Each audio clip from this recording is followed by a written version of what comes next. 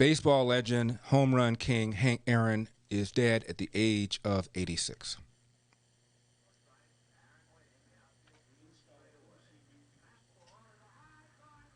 Center field. Buckner goes back to the fence. It is gone.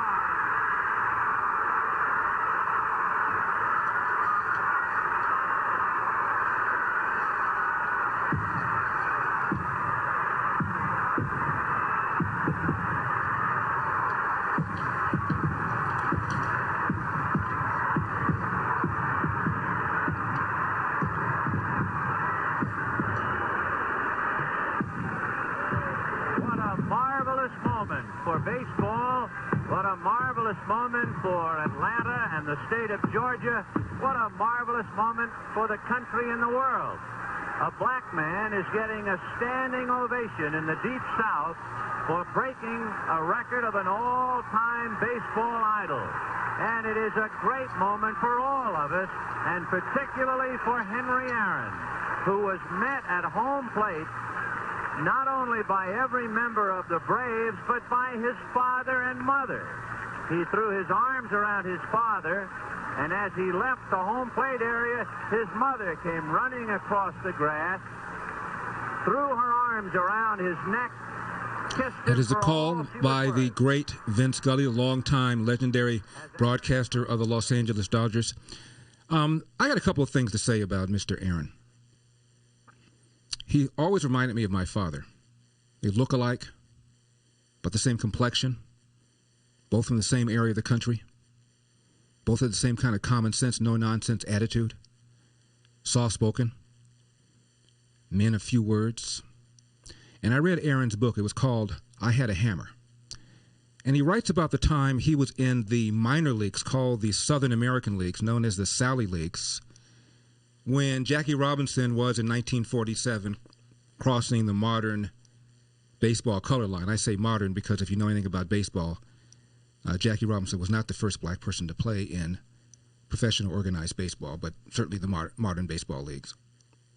But at the same time, there were a number of black ball players that were breaking the color line in the minor leagues, the Sally Leagues, where you didn't have the glare of the media on, so the racism was far, far more stringent than even the racism that Jackie Robinson faced, as bad as it was.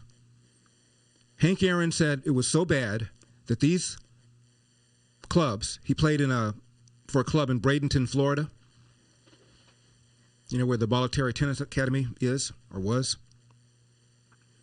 He said it was so bad that the newspapers would not print the pictures of the black ball players, and you dare not be on the street at night because you would be arrested, and don't even try to get a cab because no one was going to pick your black butt up. This is what these guys went through, to say nothing of the room and board and the separate but equal, but unequal, and players throwing at you, hitting you in the head and spiking you, and all of this in an era when they didn't have helmets. And as he was breaking the all-time baseball record held by Babe Ruth, he was getting all sorts of death threats, hate mail. And years later, he said he kept every piece of mail. And he remained, I think, until the last few years of his life, pretty embittered by the way he was treated. And I've often felt that if the people who wrote those letters could get them back, they would. How ignorant that was. And I want to say something else, though.